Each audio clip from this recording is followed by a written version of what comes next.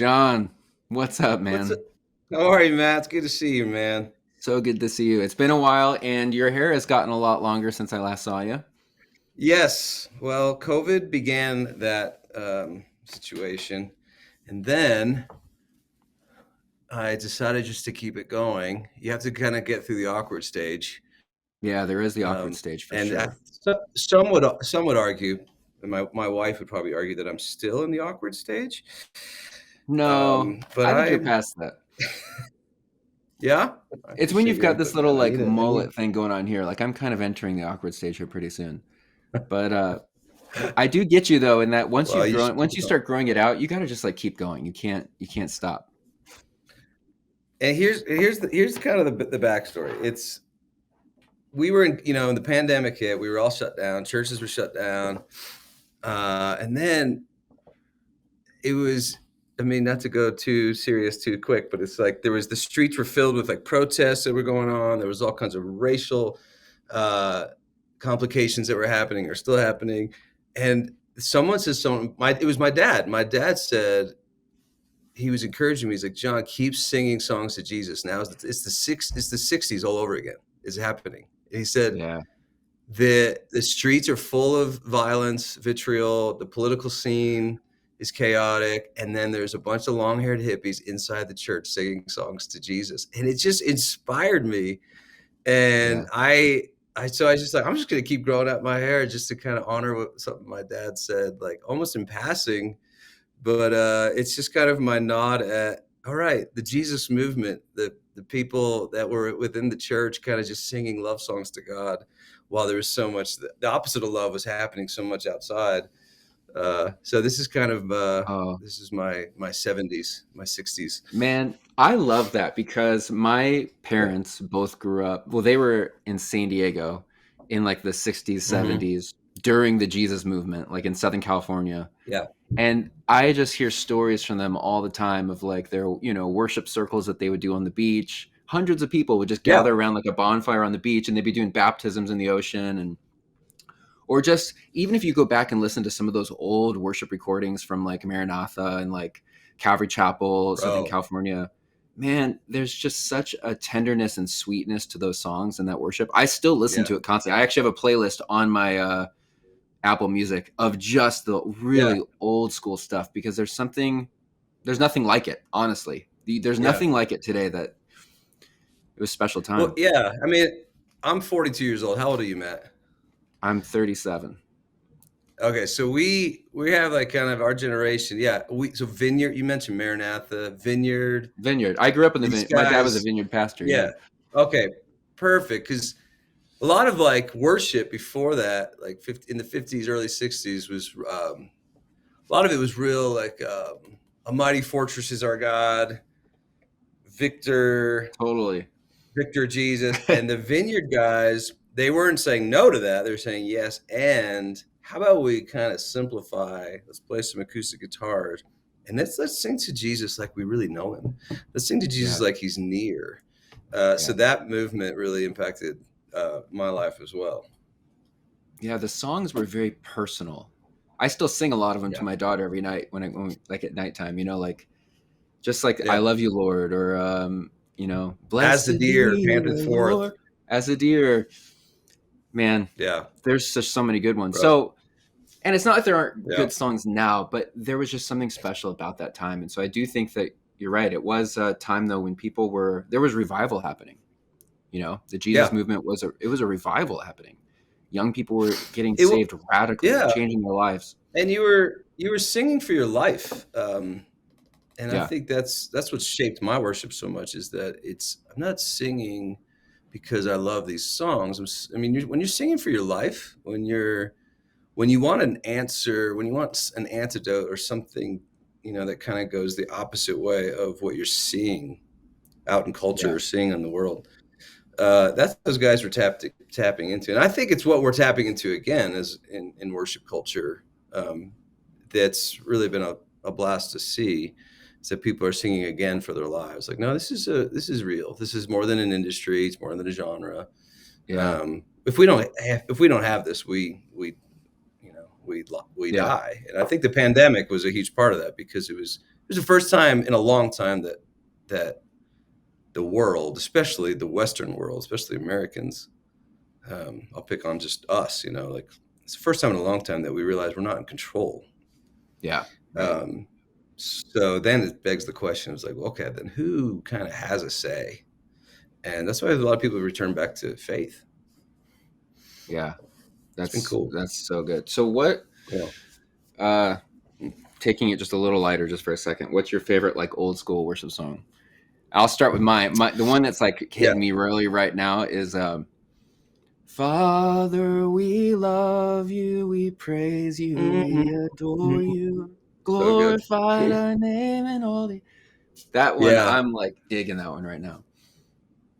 That is so good. I've been doing, we'll do like these worship nights here, and I'll do like a little 10-15 minute segment of just old Yeah, campfire songs that like were altar songs for me when I was young. So to your question, so some of it is like draw me close to you, yeah, never let me go. That you're all I oh, want. That or Refiner's Fire. yeah, dude, Refiner's Fire. My heart's one desire is to be holy. so And good. then like not as thrown back, but kind of in that world is Breathe. This is the Yeah, air I breathe. Oh oh man. man, those are all the good like early '90s. That's good stuff, Yeah. man. Well, so John, we've met in person maybe twice, but I heard you speak at a conference called Refuel in Northern Indiana. I think it was in like 2019. It was definitely before the pandemic. Yeah, it was. And you gave a talk to a room full of like 1,000 worship leaders. And, Yeah. uh, and you gave this talk about, well, it was about a lot of different things, but it was mainly about like the idolization of worship, the Yeah. struggle of comparison that worship leaders can feel. You talked a little bit about the fatherhood of, or like Yeah. we need worship fathers to be coaching younger worship leaders who are coming in because Yeah. there's a lot of young new worship leaders that maybe are trying to look the part, play the role. Yeah. They can sing great, they can play a set list like no one, Yeah. but Yeah. maybe they don't understand actually like the theology or like the why we are leading worship and the pastoral side of it. And so we need worship fathers. You kind of talked about a lot of that, and it really impacted me. And I thought we've got to get you on to talk a little bit about that because you've That's got cool. Thank you. something in there that's Mm. very special that needs to be heard. So I'm wondering, could you spend maybe the next like 5 to 10 minutes, however long you want to go, honestly, Yeah. and just give us a little bit like give a little mini talk about that, rehash Yeah. some of that stuff. Kind of sum it up. Yeah. Well, thanks, man. I do remember that event, and when they asked me to speak at that, they were saying is we're looking at like 1,000 worship leaders and worship pastors and volunteers, and which is it's just right up my alley. I want to get in front of as many worship leaders as I can so we could do this thing together and warn each other of the pitfalls and the whole thing about idols, like you mentioned idols. It's so in the book of Acts 17, Paul, who's kind of like this spiritual dad, he's a spiritual father, which I think is a big antidote to the stuff that we see a lot in worship culture. Is that we need to step into fatherhood and motherhood. Because it's what God is doing from Genesis to Revelation. He's not building leaders. God's not building performers. He's not building rock stars. He's not building. He's not even building gifts, though there are gifts. He's building a family, and the scriptures talk about that a lot. But it's something that we don't tap into it as much because it's not as glamorous. But one of the things that happens is Paul's kind of this spiritual dad character that we should try to imitate. He's in Athens waiting. He's actually waiting on some of his younger. So say Paul's a worship leader, he's waiting on some of his team, and Timothy and Silas, and he's in Athens, and while he's there waiting, he wasn't even there really to do ministries. They're waiting, and he just is what they say. The scriptures say that his heart was really troubled by all the idols in town, basically, and so for me, like, I think something about I'm 42 now. When I turned 40, I don't know, maybe there was like a time of permission giving from God to kind of have eyes a bit more open and to speak a bit more boldly um, to the idols, to the unique idols. And so I think at that conference, what I was saying, it's like, we are in this culture, whether we want to be or not. This is our time. We are the people on the earth right now. And so to impact culture, we have to be aware of its unique idols. And so, it's refreshing to just name. I heard a therapist once say that it's impossible to heal from anything that you refuse to name. Mm. So when I want to name idols, I don't ever want to come across with a critical spirit. It's a spirit. It's a love. It's a love that I feel for what Jesus is doing on the earth, especially with worship. It's a passion to see us worship in the way that the scriptures talk about us worshiping. To see the spirit of truth, a spirit and truth, and to see acceptable worship, like the scriptures talk about in the book of Hebrews. When the scriptures talk about acceptable worship, that means there's kind of an unacceptable. So I think it's important for us to see the unique idols that we're surrounded by. So that's what I was talking about at that conference, and what we touched on stuff that we all see and we're all trying to name, but we're also trying to figure out how to solve or try to work with. And it's a journey. We're all pilgrims. And the book of Psalms has this great 15 Psalm stretch that we're all pilgrims, like ascending basically into the city of God. And it takes time. And it's not like, hey, I've come here with 5 things to fix celebrity Yeah. culture. It's not that is not even, I don't even think the Jesus way. I think Jesus is like kind of a slow burn. The life of God is a journey on the long road of obedience. And but I think here we are, and with an opportunity to name these things. So yeah, you can name celebrity culture. You can name personality-driven leaders who are filling stadiums with, because of who they are. And you just see in worship industry, and you see, and I'm kind of I've been writing songs and releasing songs for almost 20 years, and I've seen the pressure in my own life to do photo shoots a certain way, to look a certain way, to act a certain way. And I think you see a lot of worship leaders that are chosen now. You have a movement. So churches are exploding. So the churches are being planted at quite a rate, but you have worship leaders not being trained as fast as churches are being planted. So what ends up happening is you have a generation of worship leaders. See, when I started off 20 years ago, it was, how do you be a worship pastor? How do we serve our church? And people used to ask me that 20 years ago, like, oh, I want to do what you do. I want to write songs and be a worship pastor.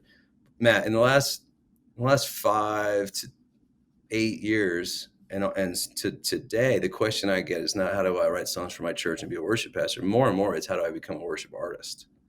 How do I become a worship, a figure? And obviously, social media plays into this stuff, and also in the networks that we could pull from, and how clicks mean something, and Spotify won't place your song unless there's algorithms at play. So it's a real scary thing when then you look at what the scriptures talk about as being acceptable. But that's one of the idols I see. And, I don't want to be I don't want to be like an old curmudgeon, like, hey kids, watch out. But at the same time, it's like, I love this. I love what Jesus is doing around the world with worship. I love what he's doing with the church. And I do want to voice some of these things so that we could be careful. But I think about, and this is not new. This is stuff that happened in the scriptures. People put up these idols long before the year 2020. I think one of the great analogies that we could draw from scripture of what we're doing today is, the nation of Israel just was dying to have a king. Like, they were built. People are built to want to have a personality lead them. They're built to want to have, and they were dying for a king. So they wanted to elect Saul. And if you look at the way the scriptures talk about Saul, he was tall. He looked a certain way. And then when the prophets pushed back and say, why do you need a king? Why do you want a king? Their answer was, because everyone else has one. And you see churches being planted at this alarming rate. Worship leaders may be a little behind in their training, but it doesn't matter. Just get the worship leader that sounds right. You mentioned it earlier, that looks right, that kind of has that Saul thing, Well, why do you want that? When you want a more seasoned shepherding pastoral, well, we have to keep up. Everyone's got a hot worship leader. Oh the man, yeah, this Spotify and iTunes are just full of stuff that's being released constantly, and if you look at who's releasing it, it's by some really cool people. yeah, And legit, I know a lot of these people. They are so cool. yeah, And honestly, bro, like, there's an underbelly to every world, but I know so many of the worship leaders and guys who are writing songs. They are really cool guys, and they may look the part, but they don't want to be there because they look the part. But we have a generation of even pastors who are hiring for the look, for the sound, and there's a million yeah, songs being written, so you don't have to create anything. You just have to basically sing this good song well, yeah, and that is becoming powerful worship that's supposed to shepherd our people. To me, that's an idol, and it's something that we need to name, and we need to slow it down, and we need worship leaders to be more thoughtful. We need worship leaders to be mindful of the scriptures, yeah, and how to shepherd people through worship. Like you said earlier, yeah, they could lead a set, and they really can. 20 minutes, I need 20-minute set. And that language, even, they could lead a set. 15 years ago, 20 years ago, when I started going, we never called it a set. That's funny yeah. language that has kind That's of true. come into the church, and it's like worldly language. It's like, hey, how was Yeah, the set? How was the set? Interesting. Um, yeah, but yeah, I mean, I've got a 13-year-old son who's playing drum. He's a great drummer. He's playing in our youth band, and we've had awesome conversations because he'll ask me that after church. Hey, Dad, how was the set? yeah, Like, and I know what he means. He's not meaning any harm but it's those little things that could kind of be like, what? It's like the fox in the vineyard, right? It's one fox, hmm, but it could kind of spoil things. So anyway, so the antidote, and I know I'm trying to just sum up that talk, but the antidote was, is to step into true. So the Bible calls it discipleship, discipling others, being people worth imitating. And what we have here with this kind of worship rock star culture, what we have to be careful of. And again, I don't want to say this stuff and you start picturing people, because that is judgment, and that is like, you don't know, we don't know people, and you might look at me, Matt, or yeah, you, and it's like, oh, these guys are young guys and they think they're rock stars. This is a slippery slope. We're not here to judge, but I think what ends up happening, if we don't tap into building family, like God builds a family, if we don't tap into discipleship, what ends up happening is that what God did in us ends with us. So what mm, God has done in us dies with us if we don't pass it on. And then when you pass it on to people, you realize who you really are, because you don't pass on what you want. You don't pass on your intentions. It's like, you don't pass on, well, I didn't mean to draw all this attention to myself and build my own personal brand and build my own kingdom. You don't pass that on, your intention. You do pass on who you are, not what you're trying to be. And so when you realize that, and when you really take people along the journey with you, it kind of starts to change things. And so that's what the challenge I was bringing was, it's time to disciple people. It's time to build a family. And one of the things, I don't know if I talked about it at this talk, but when God talks about discipleship in the book of Acts, it's all throughout the book of Acts. He's talking about discipleship, discipleship, discipleship. And then after the book of Acts, that term discipleship completely goes away, and it becomes family language. And so the crux of this, like the big crux of this, is Paul in 1 Corinthians 4 talks about, you have 10,000 teachers. You have 10,000 which really just means like a bajillion. You just have an endless supply of here's the way I look at this. You have an endless supply of songs. You have an endless supply of song leaders. You have an endless supply of performers and impressive professionals. But what you lack, he says, is fathers and mothers. So he's basically saying, you have all these things, a bajillion good things, but they're not doing the job. It's not working completely. You need fathers and mothers. And when you get fathers and mothers, and when you start to step into what that looks like, it just kind of undoes some of the idols in the land, I think, So, yeah, You know I what's mean, I could keep, sad? yeah, You know what's yeah, sad, John, go ahead. is because I think that's so good about needing fathers in worship. Hmm. And what's sad is it seems to me like there is a shelf life for worship leaders. So Hmm. worship leaders, worship pastors are at a church for like 30 years. You hit your like late 40s, 50s, and you're let go Yeah, because they're bringing on the new young like 18-year-old who's dresses cool and yeah, looks cool and more sounds no cool, longer relevant. Yeah, but they're not a uh, father. And the fathers are getting kind of like kicked out in a way.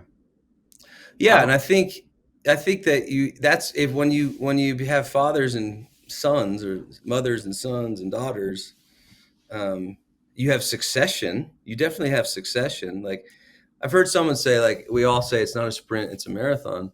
And then this guy said it's not a marathon either. Actually, it's a relay race. And if you get to the end of your marathon and you're done, that's it. You actually it's actually a loss. It's actually a failure unless you have someone to hand it off to. mm, Because then it's all about you. It's all about yeah, your race. And that's the issue that we have in culture, is that it's all about my race. So it's like success. We all want success, and we all want godly success. But success, even godly success, without succession, without someone to take it, is actually failure. And you're right. It's these guys are moved out. Maybe they hit their 40s, 50s, whatever. They're moved out. But I think one of the reasons they're moved out, it is an issue with culture, but it's also an issue they didn't have someone imitating them. They didn't have someone coming up that they could hand it to. Because mm, I look forward to, I'm 42 years old and I love leading worship, but I look forward to getting to an age where I have some guys, some gals that are coming up. I mean, this kid Victor, who I love and just help disciple and work with him. I was just in the studio with him yesterday, working on his vocals and like watch out for these habits and stuff like that. I wish I had that. It's like one day I can't yeah, wait for Victor yeah, to be the one who's leading more than I'm leading, but it doesn't disqualify me at all. I have this wonderful role of shepherding and fathering that could yeah, go till I'm 80. yeah. That's true. I mean, I think that for me, I for sure had somebody who was older who actually saw something in me and was like, "Hey, I'm going to teach you how to play guitar. I'm going to teach you how to, you know, So good. put a worship time together, and how Right. to rehearse a band. And, we all need someone to actually believe in us and pour into us. And I wouldn't be doing what I'm doing today if that person wouldn't have done that. His name was Micah. Right. And That's awesome. I don't even know if he's leading worship anymore, but I wouldn't be Yeah. doing what I've been doing if he didn't do that. So it's huge. What do you think? It's awesome. So, worshiping an idol, do you think some of the warning signs for a worship leader or a church worship ministry that worship has become an idol? Yeah. Good question. I mean, I think when you have a lot of stage people who aren't equipped to shepherd, equipped to pastor moments. So you have a lot of performers. Do you have pastors? And it's funny that even worship leader is not even in the script. The term is not even a scriptural thing. There's no worship leaders.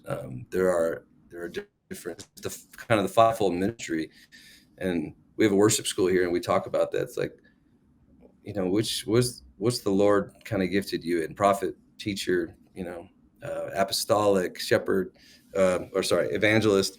And so I think I'd watch out for you watch out for great performers, but little pastoring. I'd watch out for competitive cultures, backbiting. Think about I talked about this at that event. It was uh, it was worship that brought about the first murder that we could read about in the scriptures. Do you have a young team that's kind of murdering each other, not literally, but um, kind of verbally, with Mm-hmm. Cain and Abel? That's what happened.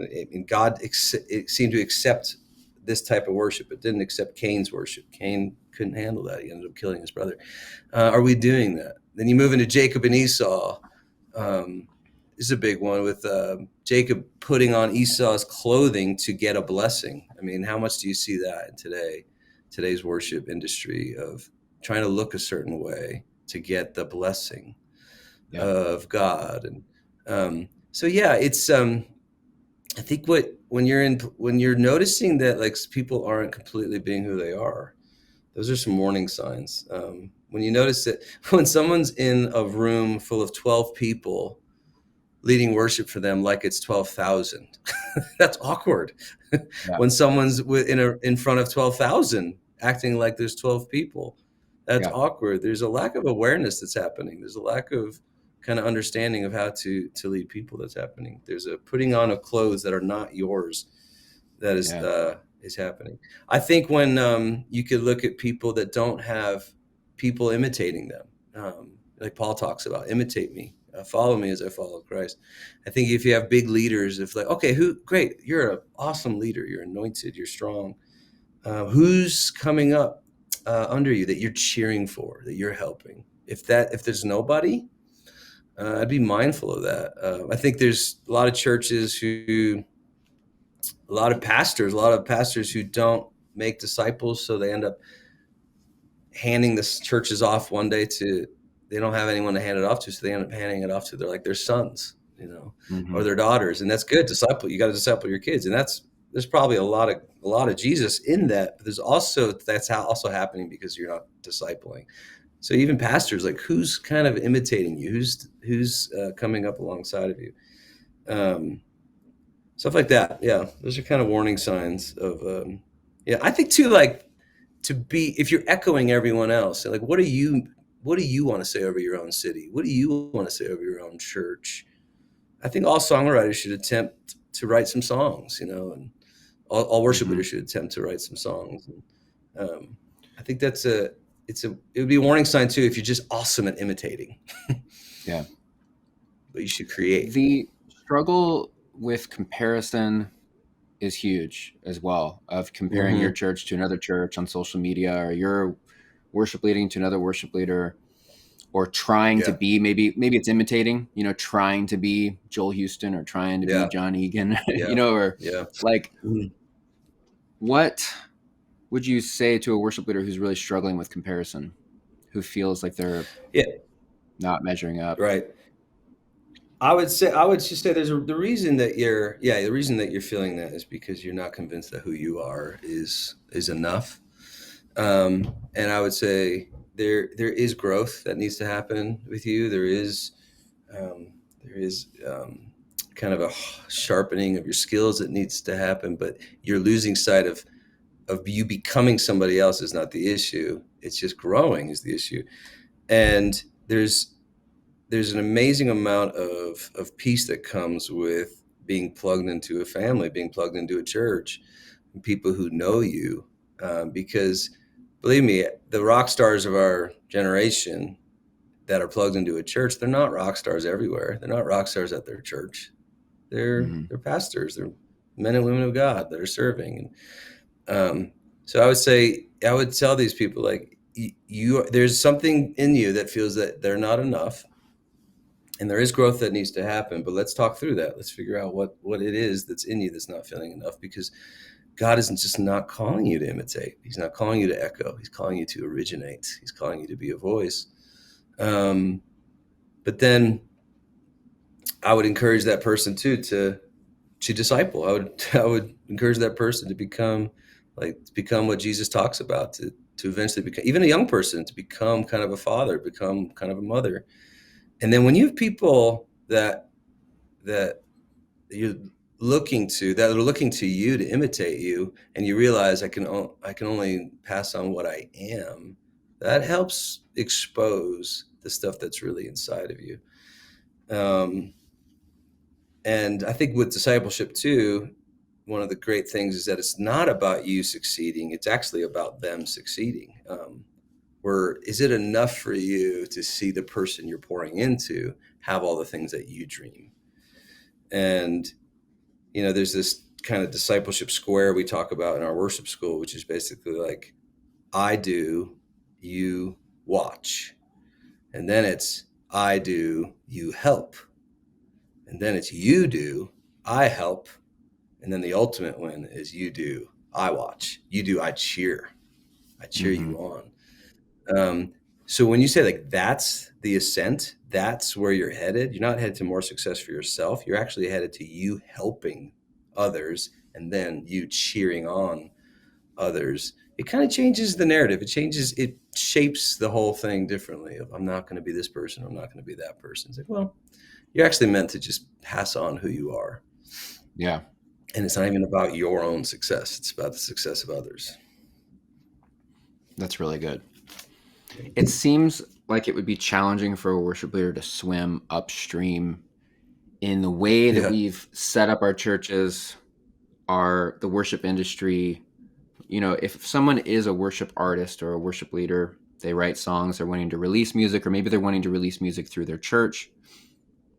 It almost seems like the system that we've created helps propel this whole idolization of worship and idolization of Yeah. worship celebrity worship artists. And it would be really challenging to swim upstream from that, to Mm-hmm.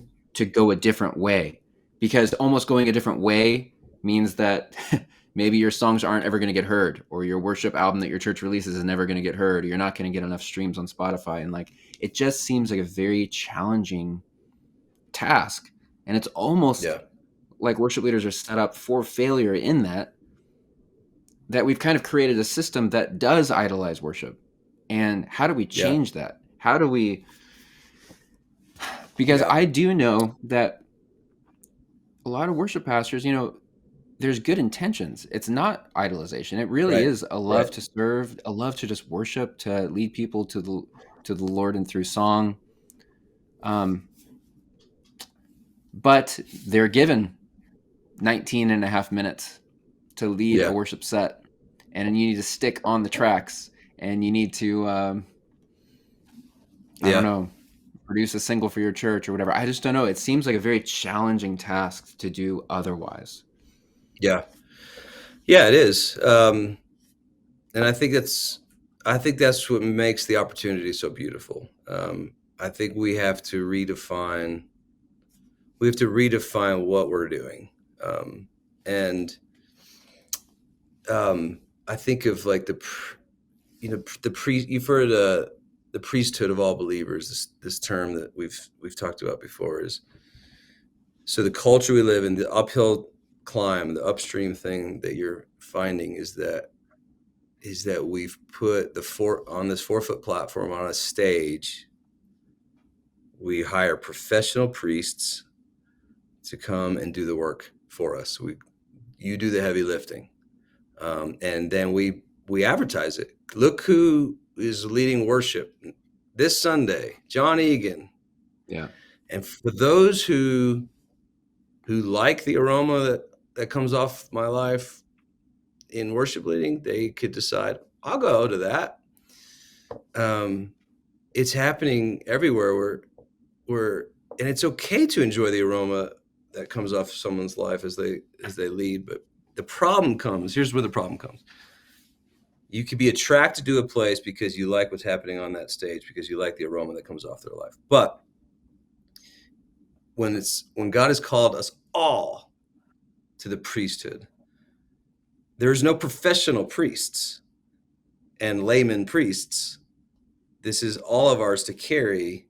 And we've kind of established this culture, like, we'll take care of everything for you, even the sacrifice of worship. We'll take care of everything, even the poor, like, when Mary pours out her year's worth of perfume on Jesus, it releases an aroma in the room, and people were there judging it, like, oh, that was good, or that was bad, that was a waste, that was great.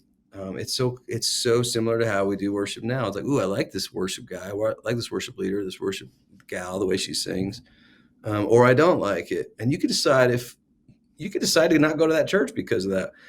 What the sad part that we need to help redefine is that your response to the aroma of that person's extravagance is not your own extravagance. It's their extravagance. Yeah. And we have let people think that they have broken something open costly because we did it. Yeah. And that is the uphill climb for worship leaders, is to actually lovingly, I heard Brian Zahn said this once, is we have to lovingly disappoint this over-entertained consumer culture. We have to Yeah. disappoint them gently. We have to lovingly let them down and say, Yeah. I am going to give my all up here on this stage. I'm not going to, I'm on a 4-foot platform. We're not going to destroy the platform. I'm here so I could help lead you. But it's you who's supposed to break something open that's costly. It's you that is meant to carry the presence of God on their back just as much as I am. It's you. And that will bring disappointment to, I thought you were the paid professional. I thought you were the trained guy that did it for me. It's like, no, I'm not. Yeah. Sorry, That's that took something me I a was. bit to get there. But No, I know exactly what you're saying. That's something I've actually been thinking about the past week or so. In that, I wonder if we've kind of taken it a little bit too seriously. In that, if we are looking for the best vocalist and the best electric guitar player, the best bass player, we actually end up excluding a lot of people. Like, imagine someone walking up to your church stage and be like, "Hey, I really just want to serve, and like I play bass," but you audition them, and maybe they're just not like an A player, they're a B player. And so you just exclude them, and you're like, well, you're not good enough to play in our team. Yeah. And it's the most like uncommunity, like it's the most anti-community thing you could do, because you're just looking for like this high, professional player, but you end up excluding people. Yeah. And so we end up making it about the music instead of the people. So I love what you're saying there about almost we have to like lovingly disappoint.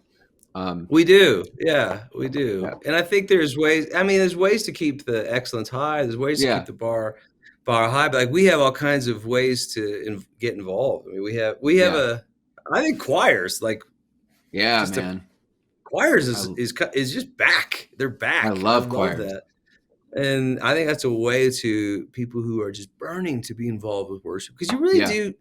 You can help lovingly disappoint someone saying, okay, you want to rock out on a solo. We're inviting you to a family. Man, when I led worship for a junior high ministry, I would have kids all the time come up and say they want to sing on the worship team. And I instead assembled a choir of like 30 middle schoolers, and they would be up on stage once a month, like singing and leading the church. And that's awesome. Your friends loved it. You know, I mean, it was awesome because it was just like this huge, massive group of middle schoolers, and they all get to serve.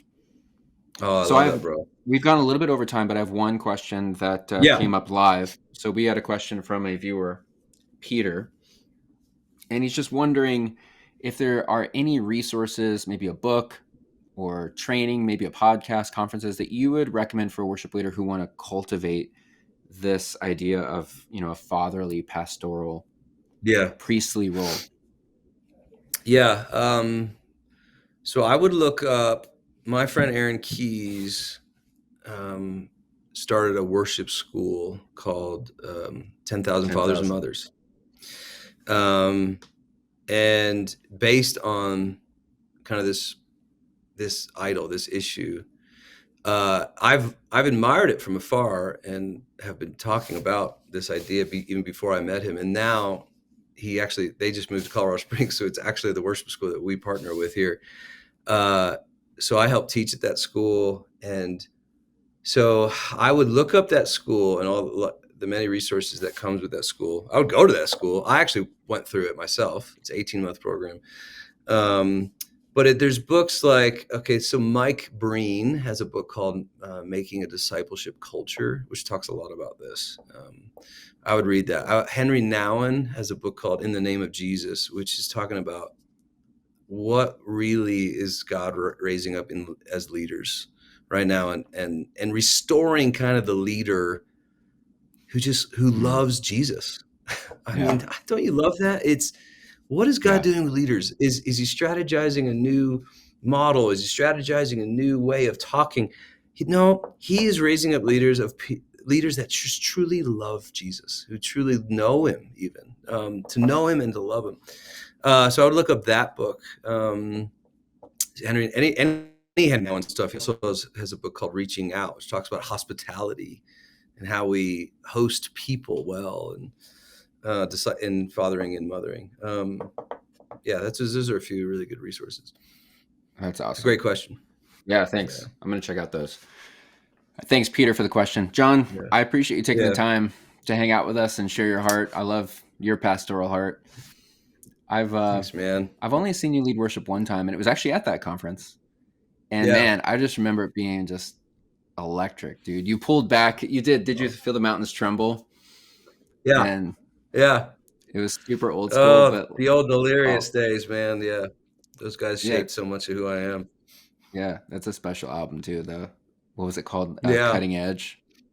Oh yeah, all that stuff. Yeah. But I just love your heart, man, for worship pastors, and I'd love to make it back out to New Life in Colorado Springs someday. But bro, you got too many friends out here now not to come and see us. I know. You've got Eddie and Andy. Tell them all I said hello, all right? I will, for sure. Awesome, man. Yeah. All right, John, see you soon. Thanks for having me, man. Yep, see ya.